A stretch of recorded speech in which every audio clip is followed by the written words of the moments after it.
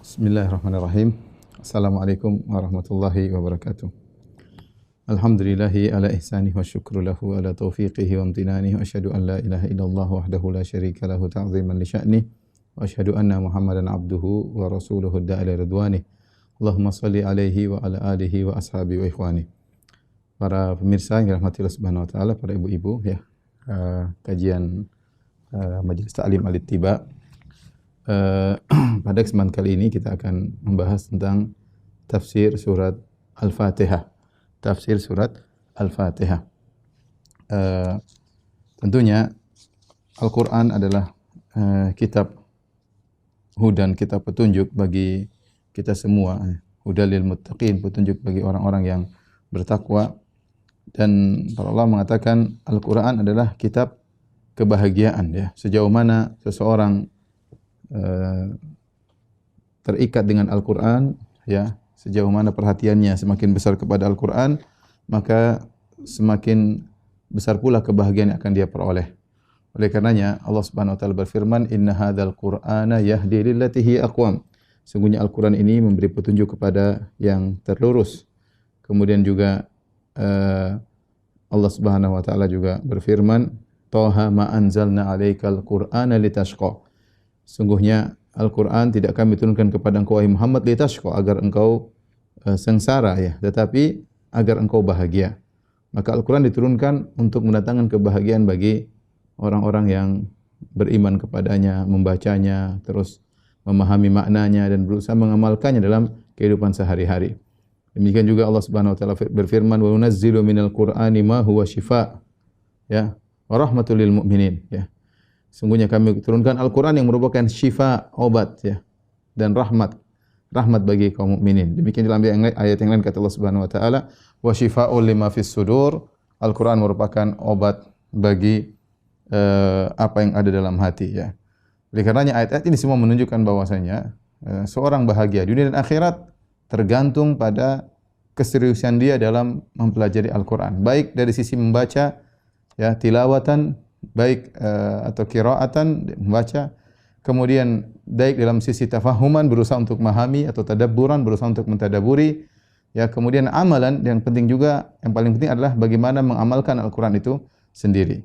Maka pada kesempatan yang berbahagia ini kita sama-sama duduk di sini dalam rangka untuk mempelajari ayat-ayat Al-Quran dan kandungan-kandungan maknanya, agar kita bisa amalkan dalam kehidupan kita sehari-hari.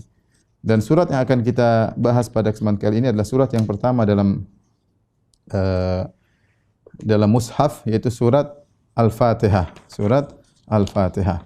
Dan surat Al-Fatihah ya memiliki banyak nama, bahkan sampai-sampai Al-Imam Al-Qurtubi rahimahullahu taala menyebutkan surat Al-Fatihah ya memiliki sekitar 15 nama. Nanti akan kita sebutkan insyaallah taala. Namun sebelumnya kita akan bahas dulu yang pertama adalah Bismillahirrahmanirrahim ya.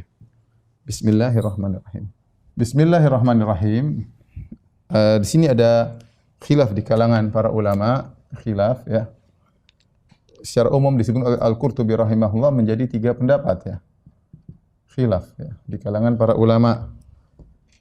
Yang pertama berpendapat bahwasanya bismillah atau basmalah ya, basmalah bukan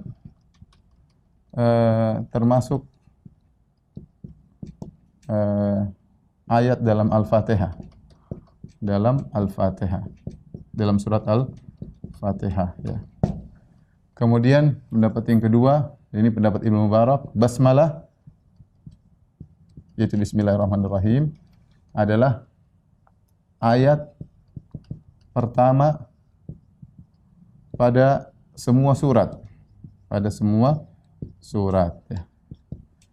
Ini pendapat Ibnu Mubarak ya.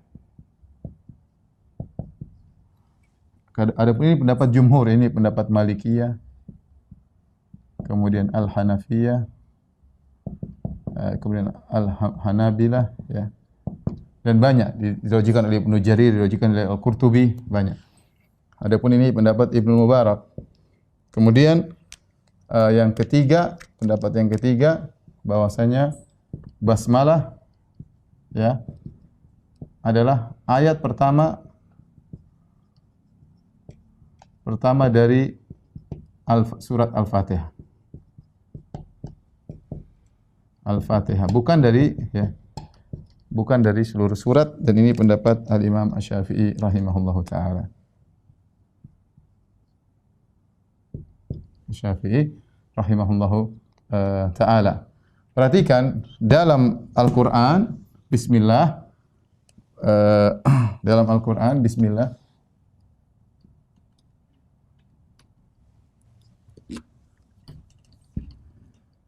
basmalah ya dalam Al-Qur'an ada dua model ya. Yang pertama yang ada dalam surat An-Naml, yaitu ketika Sulaiman menulis surat kepada Ratu Balqis, Sulaiman berkata, yaitu innahu min Sulaiman wa innahu bismillahirrahmanirrahim. Innahu min Sulaiman wa innahu bismillahirrahmanirrahim. Kalau ini semua sepakat bahwasanya ini merupakan Al-Qur'an. Ini semua ulama sepakat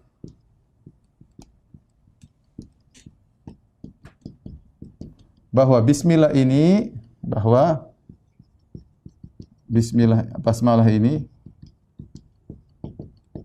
ayat Al-Qur'an. Yang kedua, pembahasan kita adalah basmalah yang ada di awal-awal surat. Ya, di awal-awal surat, khususnya di awal Al-Fatihah.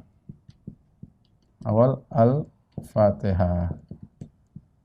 Nah, inilah yang kita bahas ini adalah model kedua ya. Ini model pertama, model kedua. Nah, inilah yang kita bahas di sini. Ya, jadi kalau basmalah yang ada dalam surat An-Naml ketika Sulaiman mengirim surat kepada Ratu Bilqis, innahu min Sulaiman innahu bismillahirrahmanirrahim. Sungguhnya surat ini dari Sulaiman dan sungguhnya bismillahirrahmanirrahim. Maka sepakat ini adalah ayat dalam surat An-Naml. Adapun setiap ayat di awal surat bismillahirrahmanirrahim apakah termasuk ayat Al-Qur'an, maka khilaf ya. Mana yang lebih kuat? Dari pendapat pertama yang mengatakan basmalah bukan termasuk dalam Al-Fatihah ya, dan juga bukan dari seluruh ayat ya, dan hanya pemisah, yaitu hanya pemisah ya, dari surat satu yang lainnya, dari surat yang satu dengan yang lainnya. Ini pendapat jumhur ulama, Malikiyah, Hanafiyah, Hanabilah. Yang kedua, basmalah adalah seluruh surat ada basmalahnya. Itu termasuk ayat yang pertama dari setiap surat. Adapun Imam Syafi'i mengatakan basmalah termasuk dalam surat Al-Fatihah. Wallahu a'lam bishawab, pendapat yang lebih rajih, saya lebih menguatkan pendapat ini. Ini pendapat yang lebih kuat ya. Pendapat yang lebih kuat ya. Dalilnya apa? Ya. Dalilnya ada dua atau ada beberapa dalil. Yang pertama, hadis dalam Sahih Muslim, hadis Abu Hurairah dalam Sahih Muslim, hadis qudsi,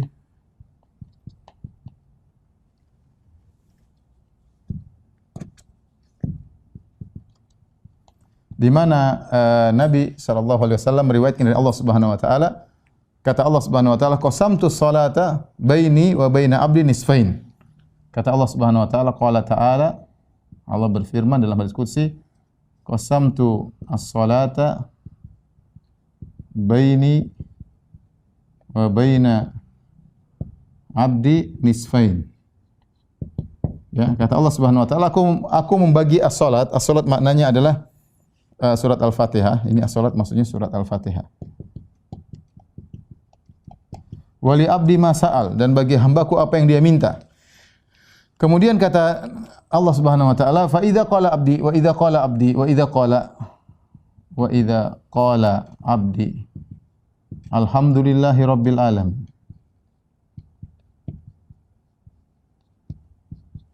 Maka Allah berkata, "Qultu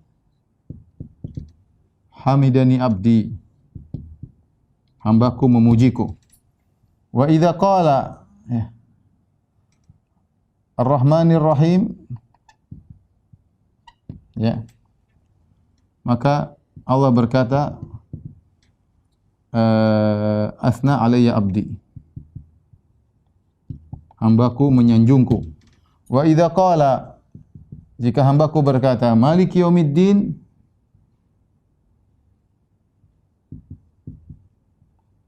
maka Allah berkata, "Majjadani abdi." Wa idza qala, ya, iyyaka na'budu wa iyyaka nasta'in, iyyaka na'budu wa iyyaka nasta'in, Allah berkata, "Hadza baini wa baina abdi wa li abdi ma sa'al." Dan bagi hambaku apa yang dia minta. Wa idza qala, kemudian jika hambaku berkata, "Maliki yaumiddin, iyyaka na'budu wa iyyaka nasta'in, ihdinas siratal mustaqim." Ihdina siratal mustaqim, siratal ladzina an'amta 'alaihim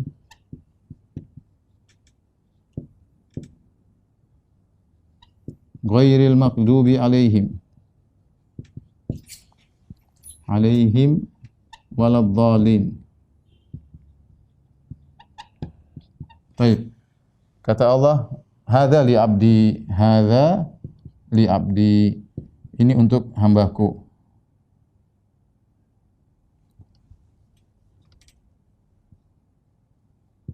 Wa li abdi masal. Tapi perhatikan di sini. Hadisnya disahih dalam Sahih Muslim. Saya ulangi. Jadi Allah berkata, "Aku membagi salat, bagi Al-Fatihah menjadi dua bagian, nisfain, setengah-setengah." Dan itu Al-Fatihah 7 ayat. Al-Fatihah 7 ayat. Ya, 7 ayat. Ayat tersebut pertama dimulai dari Alhamdulillahirabbil alamin. Seandainya bismillah termasuk Al-Fatihah, maka Allah akan berkata, "Wa idza qala abdi bismillahirrahmanirrahim," dengan nama Allah yang Maha Maksud lagi Maha Penyayang, maka akan disebutkan. Tapi ternyata Allah mulai dengan, kalau hambaku berkata Alhamdulillahirabbil alamin, maka aku berkata hamidani abdi, hambaku telah memujiku. Ar-Rahmanir Rahim, asna alayya abdi, hambaku telah menyanjungku. Maliki yaumiddin, majjadani abdi. Ini semua untuk Allah. 3 ayat. Ini semua 3 ayat. 3 ayat untuk Allah. Karena Allah bagi setengah. Ayat keempat, ini ayat pertama. 1, 2, 3. Ini ayat yang keempat, kata Allah, "Hadza baini wa baina abdi." Ini antara aku dan hambaku.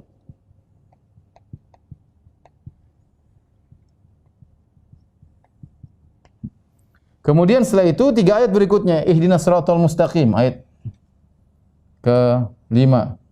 Siratal ladzina an'amta 'alaihim, ayat ke-6.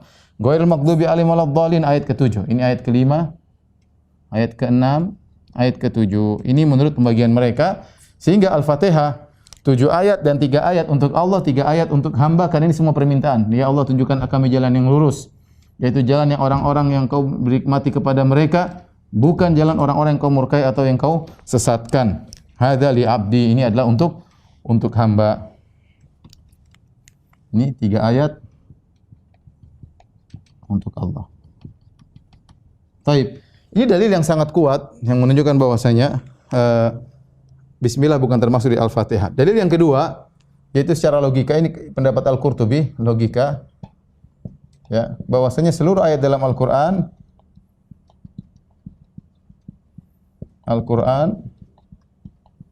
diriwayatkan dengan mutawatir. Mutawatir. Beda dengan hadis. Kalau hadis ada yang mutawatir, ada yang ahad. Mutawatir itu sahabat lebih dari 10 meriwayatkan. Semuanya meriwayatkan. Nah, ternyata bismillah khilaf. Ya, ternyata bismillah, basmalah, termasuk Al-Fatihah, khilaf ya. Oleh karenanya tidak disepakati, berarti menunjukkan tidak kuat bahwasanya dia adalah termasuk daripada Al-Fatihah. Kemudian yang ketiga, dalil yang ketiga, ini dari Imam Al-Qurtubi. Dalil yang ketiga ada pengulangan ya, ada pengulangan Ar-Rahmanir Rahim. Ar-Rahmanir Rahim ya. Bismillahirrahmanirrahim. Allah ulangi lagi. Ar-Rahmanir Rahim menunjukkan Ar-Rahmanir Rahim ini ayat tersendiri. Bismillahirrahmanirrahim bukan ayat dari Al-Fatihah. Ya, ini sekedar kita tahu bahwasanya ada khilaf ya, karena kita terbiasa dengan mazhab Syafi'i, kita rata-rata meyakini bahwasanya baca bismillah itu wajib ya. Ternyata memang ada khilaf, dan bahkan jumhur ulama berpendapat basmalah bukan termasuk dari Al-Fatihah. Jadi kalau ada orang membaca alhamdulillahirabbil alamin, maka ada masalah ya. Tetapi untuk keluar daripada khilaf, kata Imam Al-Qurtubi, hendaknya kita baca bismillahirrahmanirrahim ya, sebagai sunnah dengan disir ya, sebagaimana hadis Anas bin Malik radhiyallahu taala anhu. Anas bin Malik mengatakan shalla bina Rasulullah sallallahu alaihi wasallam wa lam yusmi'na ya bismillahirrahmanirrahim ya. Ya, bahwasanya kata Anas bin Malik, kami salat bersama Nabi sallallahu alaihi wasallam dan Rasulullah sallam tidak memperdengarkan bismillahirrahmanirrahim, tapi langsung alhamdulillah ya rabbil alamin. Intinya pendapat yang lebih kuat bahwasanya basmalah bukan termasuk dari Al-Fatihah. Pembahasan berikutnya, kapan dianjurkan kita baca basmalah ya? Kapan dianjurkan kita baca basmalah?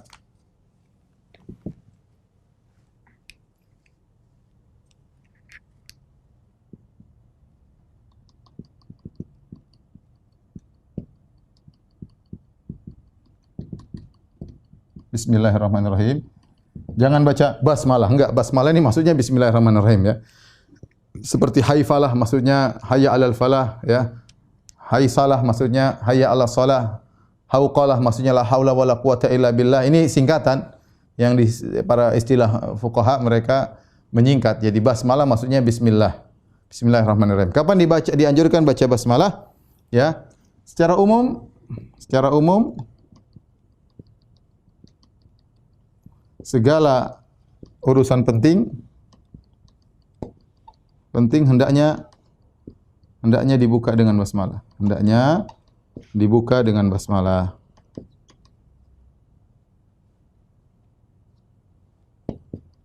Bismillah ya, bismillahirrahmanirrahim. Dengan basmalah. Datang dalam hadis ini diperselisihkan oleh para ulama, namun dihasankan oleh banyak ulama seperti Ibnu Hajar, Ibnu Salah ya. Kemudian hadisnya Syekh bin Baz, hasan li ghairihi. Yaitu Nabi sallallahu alaihi wasallam bersabda, "Kullu amrin dzi balin la yubda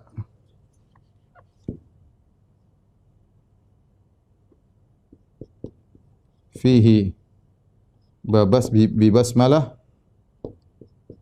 fahuwa abtar."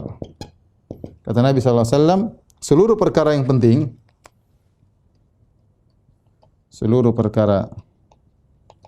penting, yang tidak dibuka dengan basmalah,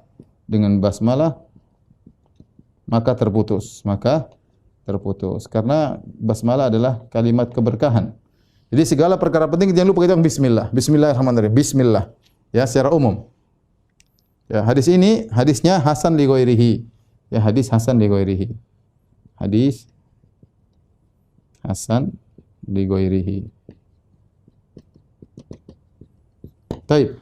Kemudian secara khusus amalan-amalan khusus ada, amalan-amalan khusus. Dan ini banyak. Al-Qurtubi menyebutkan dalam tafsirnya banyak. Seperti apa? Seperti menyembelih korban, menyembelih hewan. Ya. Wala ta'kulu mimma lam yuzkar ismullah. Malam yuzkar ismullah. Ya. Menyembelih janganlah kalian makan hewan yang tidak diucapkan bismillah. Kalau ada hewan kita tidak bismillah, kita sembelih tidak bilang bismillah, jadi bangkai. Contohnya apa lagi? Wudu ya. Kemudian contohnya kata Nabi SAW, tawaddau bismillah. Dalam hadis tawaddau bismillah. Kemudian contohnya juga misalnya kalau tersungkur atau tergelincir.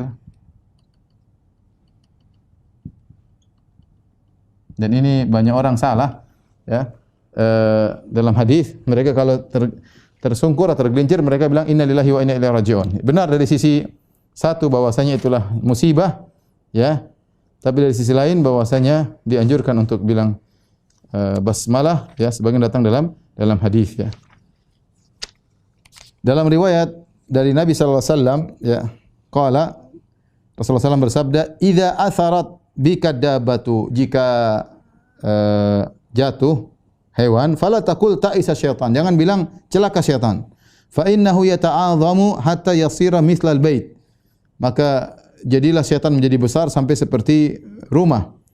Wa yaqul bi quwwati sana'tuhu, maka dengan sombong syaitan mengatakan karena kekuatanku maka dia pun terjatuh. Walakin qul bismillah, tapi ucapkanlah bismillah. Fa innahu yatasagharu hatta yasira mithlaz dzubab. Maka kalau kita bilang bismillah, maka syaitan pun menjadi kecil sampai seperti lalat, ya. Jadi kita tunjukkan bahwasanya bismillah agar kita selamat, ya, dan ini semua karena takdir Allah Subhanahu wa taala, bukan karena kehendak syaitan. Jadi antaranya kita mengucapkan bismillah ketika tergelincir. Di antaranya yang lain saya sebutkan, ya, disunnahkan baca bismillah bismillahirrahmanirrahim ketika hendak berjima. Hendak berjima, dan ini berlaku bagi laki-laki dan perempuan, datang dalam hadis, ya. Lau anna ahadakum idza arada an ya'ti al-haw qala bismillah. Kalau salah seorang dari kalian hendak mendatangi istrinya, maka ucapkanlah bismillah. Allahumma jannibna syaitan wa jannibi syaitan ma razaqtana. Ya Allah, jauhkanlah kami dari syaitan dan jauhkanlah syaitan dari anak yang kau anugerahkan kepada kami. Karena kalau ditakdirkan punya anak, maka anak tersebut akan tidak diberi mudarat oleh syaitan. Kemudian juga ketika hendak makan, kata Nabi sallallahu alaihi wasallam, ya gulam, samillah, hendak makan. Wa kul bi yaminik wa kul fima yalik, ya. Syaitan la yastahillu at-ta'am illa yuzkar ismullah alaih, ya. Syaitan kalau ada makanan diucapkan bismillah, haram bagi dia, tidak bisa dia makan, ya. Kemudian juga ketika meruqyah diri. Dalam hadis Nabi sallallahu alaihi wasallam mengatakan, ya, dha' yadaka 'ala alladhi ya'lamu min jasadik. Letakkan tanganmu pada lokasi badan yang situ kau sakit, maka ucapkanlah bismillah 3 kali. Bismillah, bismillah, bismillah. Wa qul sab'a marrat, dan ucapkan 7 kali a'udzu bi izzatillahi wa qudratihi min syarri ma ajidu wa uhadzir. Aku berlindung dengan keperkasaan Allah, wa qudratihi, dan juga kuasaan Allah, min syarri ma ajidu wa uhadzir, dari keburukan yang aku dapati dan aku khawatirkan, ya. Kemudian juga ketika membuka baju, kata Nabi sallallahu alaihi wasallam, satru ma baina al-jin wa aurati bani Adam idza dakhala al-kanif an yaqul bismillah, yaitu penghalang antara aurat seorang mukmin atau seorang manusia dengan pandangan jin. Ketika dia hendak masuk dalam toilet, dia mengucapkan bismillah, maka akan tertutup, jin enggak bisa melihat. Demikian juga Nabi kalau hendak berwudu, Nabi mengucapkan bismillah, ya. Ini di antara hal-hal yang dianjurkan untuk serius untuk baca bismillah. Namun secara umum kita kemana-mana kita bilang bismillah. Jangan keluar rumah bismillah tawakkaltu 'ala Allah la haula wala quwwata illa billah. Secara umum perkara yang penting kita bilang bismillah, karena bismillah artinya dengan menyebut nama Allah maka kita mencari keberkahan. Kita mencari keberkahan, ya. Iqra bismi rabbikal ladzi khalaq. Bacalah Al-Qur'an dengan menyebut nama yang menciptakan engkau. Jadi dianjurkan kita baca bismillah. Namun yang benar sudah kita jelaskan tadi, basmalah atau bismillahirrahmanirrahim bukanlah ayat daripada Al-Fatihah. Ketika kita baca, kita boleh baca sebagai dia sunnah atau dianjurkan, bukan sebagai suatu yang wajib atau bagian daripada surat Al-Fatihah. Wallahu a'lam bishawab. Tapi kita lanjutkan. Adapun yang berpendapat bahwasanya bismillahirrahmanirrahim termasuk daripada Al-Fatihah, maka mereka Al-Fatihah 7 ayat, semua sepakat Al-Fatihah 7 ayat, maka mereka baca bismillahirrahmanirrahim ayat yang pertama. Kemudian alhamdulillahirabbil alamin, arrahmanirrahim, maliki yaumiddin, iyyaka na'budu wa iyyaka nasta'in, ihdinas siratal mustaqim. Ayat yang ketujuh panjang, siratal ladzina an'amta 'alaihim ghairil maghdubi 'alaihim waladdallin, ya. Tetapi kalau begitu maka pembagian tadi tidak bisa setengah-setengah, ya. berarti untuk hamba cuma 2 ayat ya. Ya, karena yang kemudian untuk Allah 4 ayat ya. Bismillahirrahmanirrahim, alhamdulillahirrahmanirrahim, maliki 4 ayat. Untuk hamba 2 ayat. Ya, maka tidak pas seperti hadis dalam Sahih Muslim tadi, aku membagi Al-Fatihah menjadi setengah, setengah untuk aku, setengah untuk hambaku. Jadi tidak pas. Adapun tadi pendapat jumhur ulama yang mengatakan Al-Fatihah 7 ayat, maka mereka hitungnya dari Alhamdulillahirabbil alamin, Ar-Rahmanir Rahim, Maliki yaumiddin, Iyyaka na'budu wa iyyaka nasta'in, Ihdinas siratal mustaqim, Siratal ladzina an'amta 'alaihim. 1 ayat sampai 'alaihim 1 ayat, kemudian baru ghairil maghdubi 'alaihim waladdallin 7 ayat. Ini lebih kuat insyaallah taala. Taib, surat Al-Fatihah adalah surat Makkiyah. Surat Makkiyah yaitu turun di Mekah. Karena kita tahu bahwasanya kewajiban salat diwajibkan ketika Rasulullah SAW Isra Mi'raj, dan Rasulullah SAW Isra Mi'raj ketika beliau di Mekah, itu kira-kira ada yang mengatakan 3 tahun sebelum hijrah, ada yang mengatakan setahun sebelum hijrah. Tapi intinya tidaklah diwajibkan salat kecuali dengan surat Al-Fatihah, kecuali dengan surat Al-Fatihah. Nah, surat Al-Fatihah ini memiliki nama yang banyak. Memiliki nama yang banyak sampai-sampai Al-Qurtubi menyebutkan ya ada 12 ya. 12 nama ya. 12 nama. Namun di antaranya yang penting nama-nama tersebut adalah salat ya. Di antara namanya adalah as-salat ya. Surat Al-Fatihah.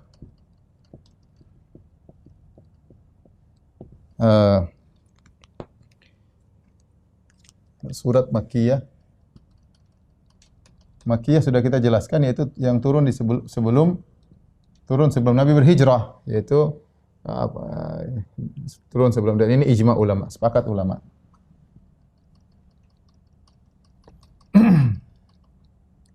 Adapun nama-nama surat nama-nama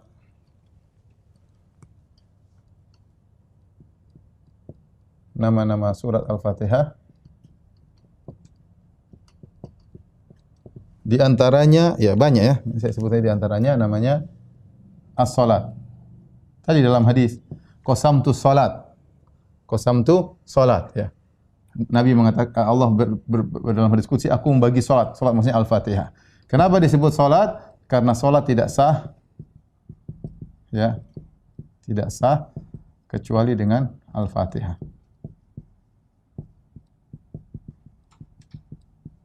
Ya. Kemudian di antaranya namanya adalah Al-Fatihah. Ya, Fatihatul Kitab, Al-Fatihah. Ya, kenapa? Karena Al-Qur'an mushaf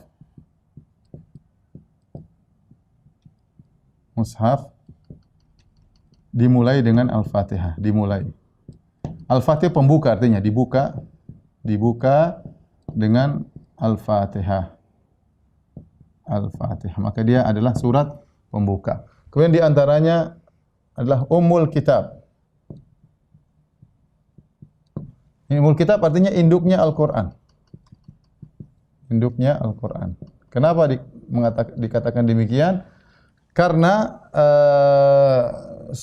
seluruh ayat, seluruh surat selanjutnya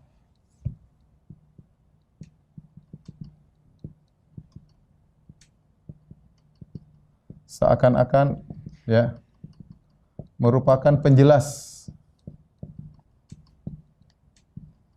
dari surat Al-Fatihah.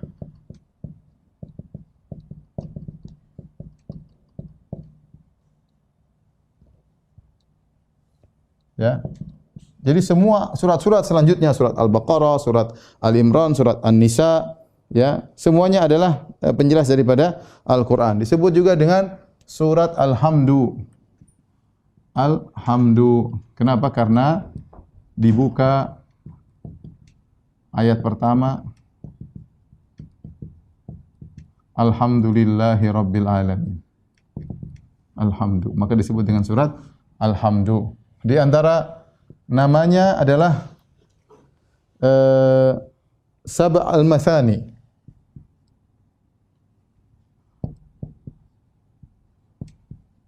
Walaqad atainaka sab'an minal mathani wal Qur'anil azim. Tujuh yang berulang-ulang. Apa artinya tujuh? Tujuh yang berulang-ulang. Ya, karena dibaca setiap rakaat. Dibaca, diulang setiap rakaat salat. Kemudian juga disebut dengan asy-syifa atau asy-syafi ya. Entar coba saya lihat.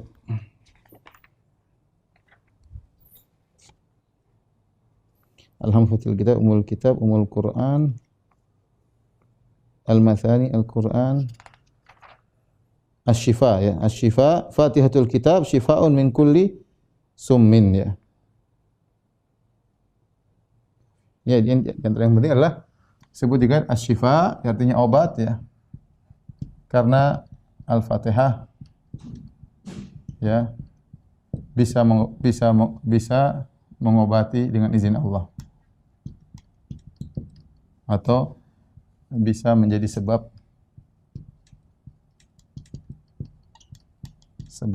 obat dengan izin Allah. Dibuat ruqyah ya. Apakah penyakit hati maupun penyakit badannya. Umul kitab disebut juga di antaranya Umul Quran. Maknanya sama ya. Umul Quran ya. Ibunya Al-Quran. Ini di antara nama-nama penting ya yang yang merupakan nama-nama dari surat Al-Fatihah ya. Tapi tolong dihapus, setelah ini kita akan bahas tentang kandungan surat Al-Fatihah. Tapi para ibu-ibu yang dirahmati Allah Subhanahu wa taala ya, pengajian majelis ta'lim al-ittiba dan juga para pemirsa yang dirahmati Allah Subhanahu wa taala, kita masuk pada ayat yang pertama yaitu firman Allah, Alhamdulillahi Rabbil Alamin. Baik. Alhamdu, alif lam di sini adalah lil istighraq ya. Yaitu mencakup seluruh pujian. Mencakup seluruh pujian.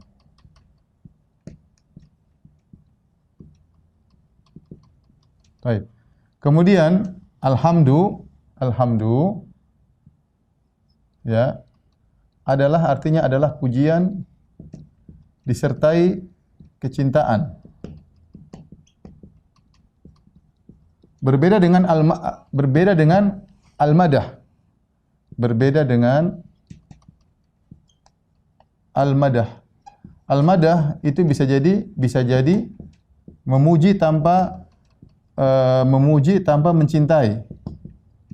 Tanpa mencintai.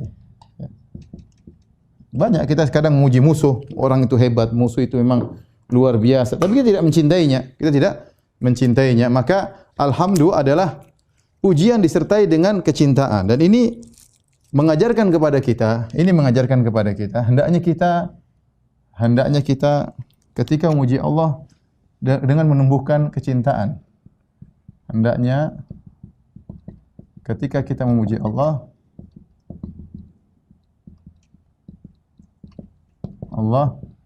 sambil ya menumbuhkan rasa cinta kepada Allah. Karena itulah hakikat daripada alhamdu. Kemudian di antara alhamdu bahwasanya yaitu Allah yang satu-satunya berhak dipuji secara hakikat. Secara hakikat. Ya, hakikatnya. Adapun yang lain mereka memiliki kelebihan, tapi bukan manusia dipuji karena kelebihan. Yang kasih siapa? Yang kasih Allah. Kita semua titipan Allah. Adapun yang benar-benar dipuji secara hakikat hanya Allah Subhanahu wa taala, karena Dialah yang memiliki segalanya. Taib. Adapun sisi pujian kepada Allah, pertama dari nama-namanya, sisi nama-namanya. Ya. Nama-nama Allah semuanya adalah terpuji. Kemudian dari sifat-sifatnya. Kemudian dari perbuatan-perbuatannya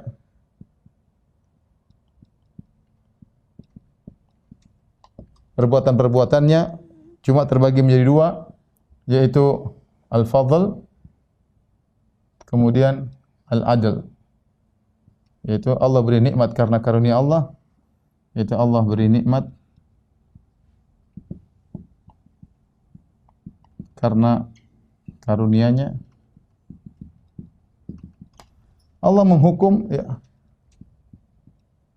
menghukum karena keadilan-Nya.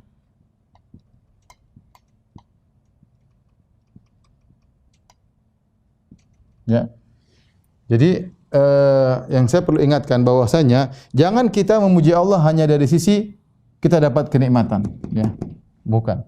Tapi kita sisi pujian Allah banyak, ada beberapa sisi. Ada satu, nama-nama Allah kita pelajari yang mengandung sifat-sifatnya. Kemudian zat Allah juga maha sempurna, ya. Perbuatan-perbuatannya Allah terpuji dari segala sisi. Bahkan yang sering jadi fokus cuma ini, kita memuji Allah karena kenikmatan. Seringnya, ya, kita memuji Allah hanya karena kenikmatan. Padahal tidak, banyak sisi yang harus kita bisa memuji Allah. Contoh, Allah keadilan, Allah menghukum, Allah bikin musibah. Semuanya kita bilang alhamdulillah ala kulli hal. Alhamdulillah, kita memuji, kita mengatakan alhamdulillahi ala kulli halin, ya.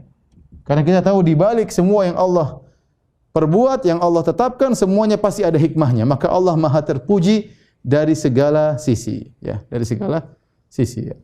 Kita nikmat saja kalau kita memuji terlalu banyak, ya. Nah, nikmat pandangan, nikmat mendengar, nikmat sehat, nikmat keamanan, nikmat keluarga, ya. Nikmat punya anak, nikmat ikut pengajian, nikmat ketentraman, nikmat bisa kelezatan beribadah, nikmat bisa berkawan dengan kawan-kawan yang baik. Banyak sekali kenikmatan yang kalau kita mau hitung satu persatu kita enggak bakalan bisa tahu. Belum lagi kenikmatan yang lain, kenikmatan yang tidak pernah kita minta, ya. Allah berikan kita udara, Allah berikan kita ini, Allah rawat kita. Banyak sekali yang Allah beri nikmat yang tidak pernah kita minta atau Allah berikan karena Allah tahu keperluan kita. Ya, maka kita memuji Allah dalam segala hal. Namanya alhamdu, mencakup segala pujian, atau istihqaq, hanya Allah yang berhak untuk dipuji, maka dikatakan lillah, yaitu segala puji hanya bagi Allah Subhanahu wa taala. Ya, segala puji bagi Allah.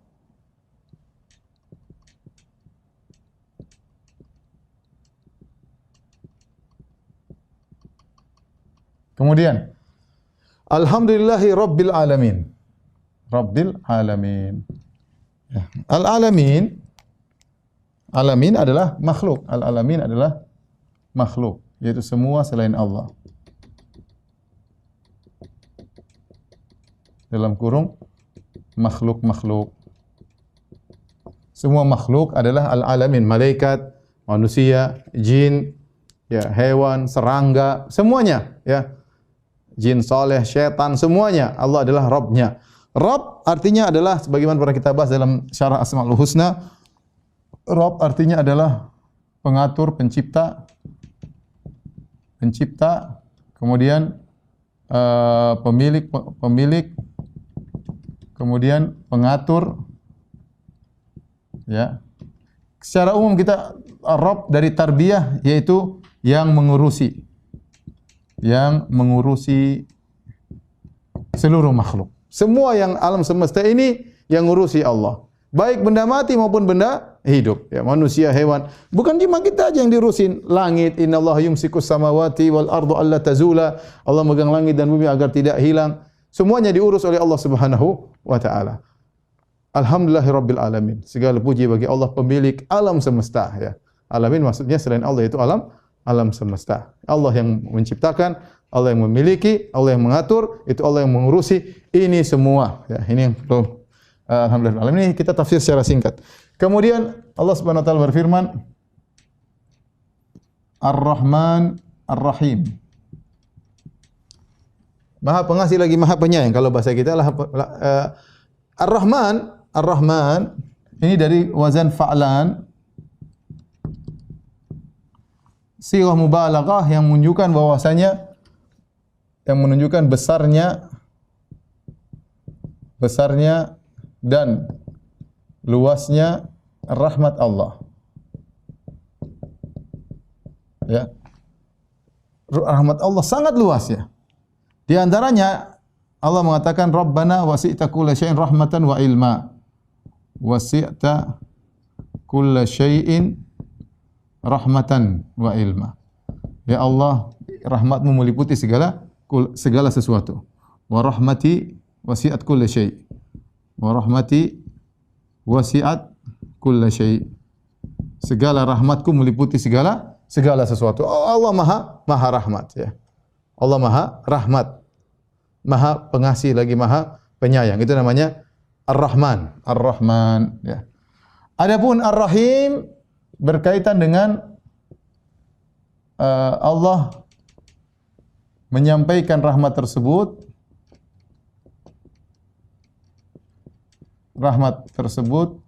kepada hamba-hambanya, kepada makhluknya. Kepada makhluk-makhluknya sesuai dengan kadar yang Allah kehendaki. Jadi Ar-Rahman itu berkaitan dengan sifat yang ada pada diri Allah. Ar-Rahim berkaitan dengan sampainya sifat rahmat tersebut kepada makhluk. Tapi Allah Maha Pengasih ya. Dan Allah menyampaikan rahmat tersebut kepada makhluk-makhluknya. Ada rahmat umum yang Allah berikan kepada seluruh makhluk. Rahmat khusus ada kepada orang-orang yang soleh yang beriman. Jadi Allah Maha Pengasih lagi Maha Penyayang. Oleh karenanya ketika ditinjau dari maha luasnya rahmat Allah, besarnya itu maha besarnya dan luasnya rahmat Allah, maka tidak boleh jadi nama Ar-Rahman hanya khusus buat Allah.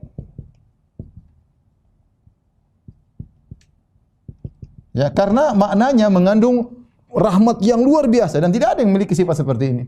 Siapa manusia paling ya rahmatnya kadang marah, kadang ini, kadang anu. Rahmatnya tidak sebagaimana rahmatnya Allah Subhanahu wa taala. Makanya Ar-Rahman hanya khusus untuk buat Allah Subhanahu wa taala. Maka ini saya ingat kalau ada orang namanya Abdurrahman jangan kita panggil Rahman ya, karena Rahman itu hanya untuk Allah Subhanahu wa taala. Dahulu ada namanya Musailimah. Musailimah Al-Kadzdzab. Musailimah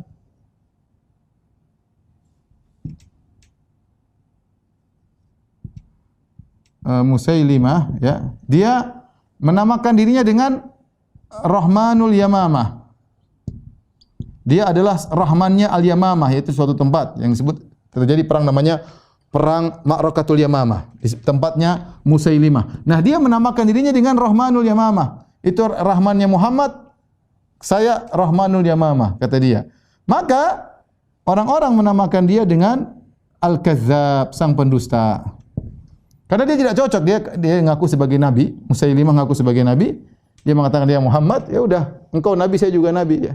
Bagi dua, ya, engkau nabi saya juga nabi, dan dia mengatakan Rahmanul Yamamah, maka Allah langsung mentenarkan dia dengan Al-Kadzdzab. Sampai sekarang orang kalau menyebut Musailimah pasti ditambah dengan Musailimah Al-Kadzdzab, sang pendusta. Padahal orang kafir banyak pendusta, tapi dia digelar dengan pendusta karena dia berani-berani mengambil nama Ar-Rahman dari Allah dipasangkan pada dirinya.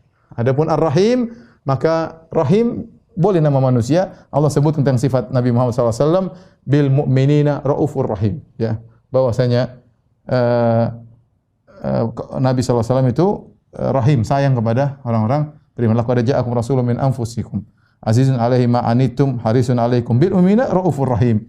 Rahim boleh dinamakan kepada manusia. Adapun Ar-Rahman khusus buat Allah Subhanahu wa taala sudah kita bahas dalam penjelasan Asmaul Husna tentang Ar-Rahman Ar-Rahim. Kemudian Maliki Yaumiddin. Maliki Yaumiddin.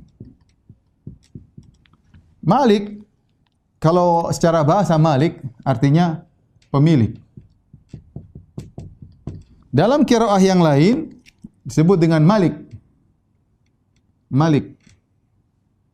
Kalau ini Malik ada panjang Malik. Ini Malik. Malik artinya raja. Yaumiddin artinya, ad-din artinya pembalasan, yaitu hari pembalasan. Nah, jadi ada dua makna. Adapun kalau kita artikan Malik Yaumiddin, pemilik hari pembalasan, yaitu Allah yang mengatur semuanya pada hari pembalasan. Yaitu dia, karena Allah yang memiliki hari tersebut. Karena dia yang memiliki hari tersebut, dia berhak mengatur apapun yang dia kehendaki, apapun yang dia lakukan, terserah Allah Subhanahu wa taala, karena dia yang memiliki hari pembalasan, dia yang membangkitkan manusia, dia yang menciptakan manusia pada hari tersebut. Dialah pemilik yang sungguhnya Malik Yaumiddin. Innalillahi wa inna ilaihi raji'un. Kita semua kembali kepada Allah. Di dunia kita milik Allah, di hari pembalasan kita milik Allah Subhanahu wa taala. Makna yang kedua, raja. Raja hari pembalasan. Kenapa pada hari pembalasan tidak ada yang beri nongol jadi raja, ya. Pada hari pembalasan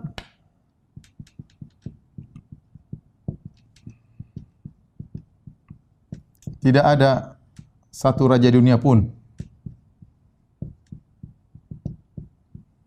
yang berani, ya, sombong dan nongol, ya. Enggak ada.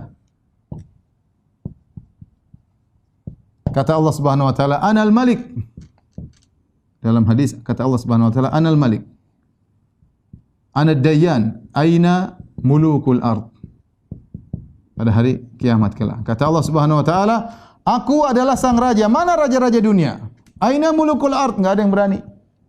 Raja-raja dunia ketika dibangkitkan sama dengan rakyatnya, tidak ada bedanya. Semua atribut ditanggalkan, semua baju kemewahan ditanggalkan. Dikumpulkan hufatan, uratan, gurlan, buhman. Dalam kondisi tidak memakai alas kaki. Uratan telanjang bulat. Ya, gurlan belum disunat, buhman tidak bawa apa-apa. Apa yang mau dia bawa? Tidak ada. Dia dibangkitkan begitu saja. Sama dengan rakyatnya, sama dengan pembantunya, ya. Semua atribut ditinggalkan karena Allah yang raja pada hari tersebut. Malik Yaumiddin, ya. Kemudian Allah Subhanahu wa taala berfirman, kita tulis ini ayat pertama. Ini ayat kedua. Ayat ketiga. Kemudian ayat keempat.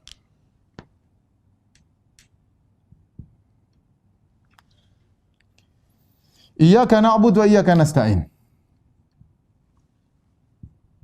Iyyaka na'budu wa iyyaka nasta'in.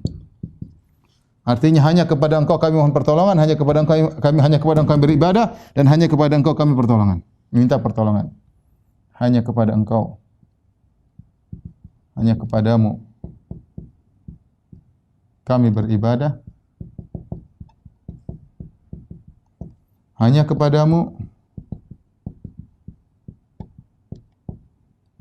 kami mohon pertolongan. Kami meminta tolong. Ini adalah pengakuan dari hamba. Perhatikan sini. Asalnya na'buduka, tetapi asalnya na'buduka sebagaimana subjek predikat objek, kami menyembahmu. Tetapi mu objek, subjek predikat objek, objeknya dimajukan ke depan. Iyyaka, kepadamu kami beribadah. Ketika objek dimajukan sebelum subjek dan predikat, ya, maka ini memberikan faedah pengkhususan, ya. Saya gambarkan sederhana, misalnya asalnya na'buduka, itu kami menyembahmu. Asalnya demikian. Tetapi ini ka dimajukan oleh Allah Subhanahu wa taala. Ini ka dimajukan, didahulukan jadi iyyaka.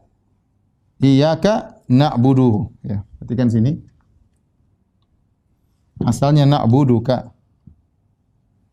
Kemudian jadi iyyaka na'budu. Iyyaka na'budu, sehingga artinya lagi bukan lagi kami menyembahmu, tapi ada kata hanya, ditambah kata hanya.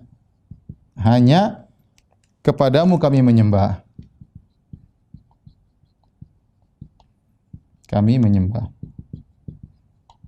Dan ini menunjukkan tauhid, ya. Allah ulangi lagi, harusnya cukup iyyaka na'budu wa nasta'in, tetapi Allah ulangi lagi wa iyyaka nasta'in, hanya kepada Engkau kami mohon pertolongan. Karena dua-dua ini butuh keikhlasan tatkala beribadah, butuh keikhlasan tatkala mohon pertolongan, ya. Ya, dengan kita beribadah yang benar maka kita akan diberi pertolongan. Kenapa didahulukan na'budu baru nasta'in? Ada dua sebab kata para ulama, karena dengan kita memohon, berdoa kita diberi pertolongan, dan kita meminta tolong kepada Allah untuk beribadah. Jadi ibadah tujuan, adapun pertolongan adalah wasilah. Taib. Kata Ibnu Taimiyah rahimahullahu taala, barang siapa yang mewujudkan ini ikrar kita. Iyyaka na'bud, Ya Allah, hanya kepada Engkau lah kami beribadah. Kita semua yang mengikrarkan ini, mengamalkan ini akan selamat dari riya. Kata Ibn Taimiyah rahimahullahu taala, ya, menyelamatkan dari riya.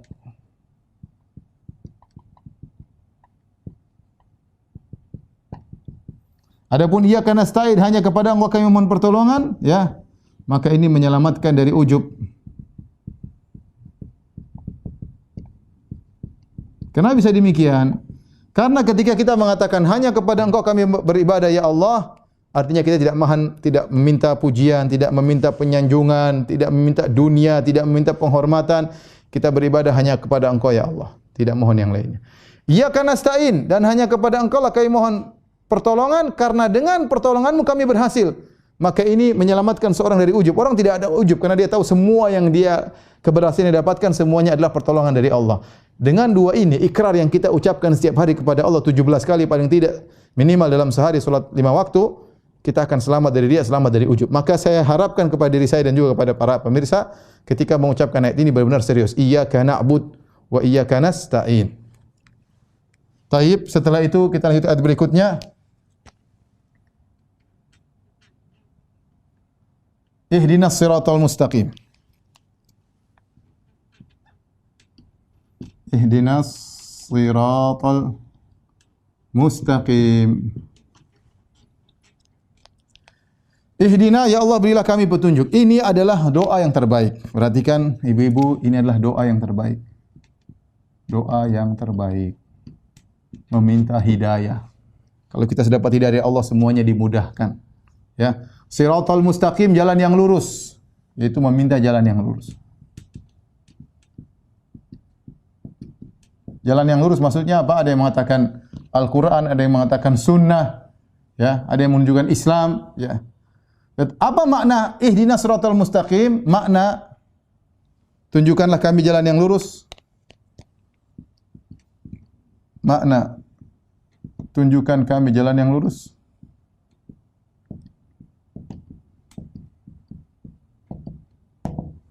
Yang pertama adalah, ya,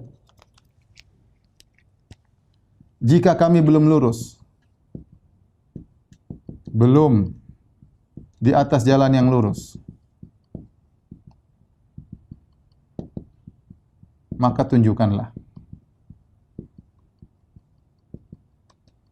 kepada kami. Yang kedua, jika kami sudah di jalan yang lurus, jika sudah di jalan yang lurus,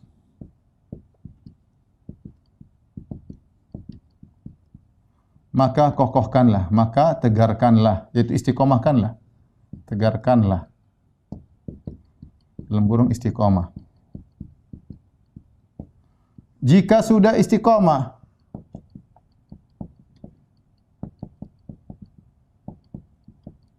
bukakanlah pintu-pintu kebaikan, jalan-jalan kebaikan yang lain. Jalan-jalan kebaikan yang lain. Karena kita tahu jalan kebaikan sangat banyak. Ya, ini kita hadirkan dalam doa kita akan mengucapkan ihdinas siratal mustaqim. Ya Allah, kalau saya belum lurus, luruskan. Ya Allah, jika saya sudah lurus, tegarkanlah istiqomah. Ya Allah, kalau sudah istiqomah, bukakanlah pintu-pintu kebaikan yang lain, jalan-jalan kebaikan yang lain. Inilah ihdinas siratal mustaqim. Sayangnya betapa sering kita mengucapkan ihdinas siratal mustaqim, pikiran kita melayang-layang. Tidak konsentrasi. Padahal semua ini adalah muqaddimah. Alhamdulillahirabbil alamin, arrahmanir rahim, maliki yaumiddin. Ini muqaddimah. Puji kepada Allah. Bukankah di antara adab dalam berdoa memuji Allah kemudian meminta, inilah ujian. Alhamdulillahirabbil alamin, hamidani abdi, arrahmanir rahim, asna alayya abdi, maliki yaumiddin. Hambaku mujiku, hambaku menyanjungku, maliki yaumiddin, majjadani abdi, hambaku mengagungkan aku. Baru kemudian kita minta. Ini semua muqaddimah. Inilah minta yang paling penting. Ihdinas siratal mustaqim. Ya, iyyaka na'budu wa iyyaka nasta'in, sama pengakuan ikrar, setelah itu baru ihdinas siratal mustaqim, tunjukkanlah kami jalan yang lurus. Kemudian apa jalan lurus tersebut? Yang keenam,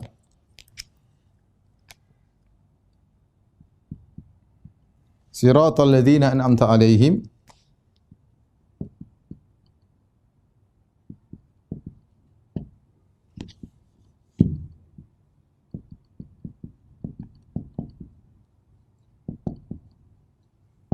jalan orang-orang yang kau beri nikmat kepada mereka. Siapa orang yang Allah beri nikmat kepada mereka? Dalam ayat yang lain, minan nabiyyin wasiddiqin wasyuhada wassalihin. minan nabiyyin, para nabi, wasiddiqin, para siddiq,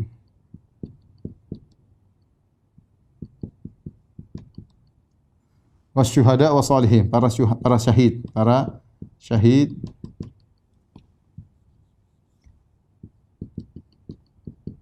kemudian wasalihin, para orang-orang soleh, para soleh. Jadi kita tidak sembarang minta, kita minta jalan orang yang kau beri nikmat, jarang orang-orang hebat. Ya, oleh karenanya kata para ulama, ketika kita minta, minta yang tinggi kepada Allah.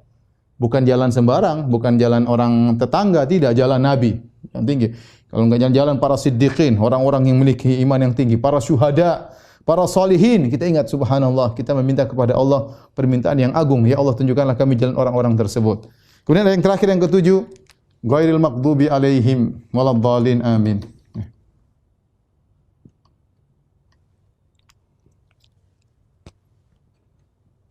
Ghairil maghdubi alaihim waladhdallin, amin, ya.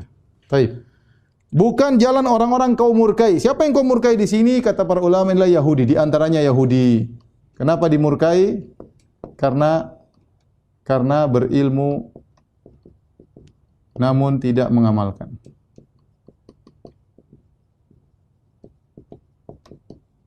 Waladhdallin, tersesat, ini adalah Nasara. Nasara kenapa? Semangat beribadah tanpa ilmu. Maka jadilah orang-orang yang tersesat, ya, dua-duanya. Jadi ketika kita meminta nikmat jalan yang lurus, kemudian pada ayat ketujuh kita meminta agar dijauhkan, ditunjukkan kepada jalan yang lurus, dijauhkan dari jalan yang buruk. Jalan yang buruk ada dua. Jalannya Yahudi, berilmu namun tidak mengamalkan.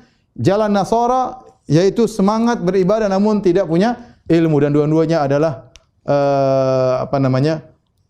tercela, ya. Wa ghadiballahu alaihim wa la'anahum. Allah sebut dalam ayat yang lain, orang Yahudi dimurkai oleh Allah, dilaknat oleh Allah. Qad dhallu min qablu wa adallu katsiran wa dhallu an sawa'is sabil. Kata Allah, orang Nasara mereka telah sesat sebelumnya dan mereka menyesatkan banyak orang, dan mereka telah sesat dari jalan yang lurus, dan dua-duanya adalah jalan yang buruk. Maka ketika kita baca Al-Fatihah, hendaknya kita renungkan ini semua agar doa kita dikabulkan oleh Allah Subhanahu wa taala. Inilah surat yang teragung.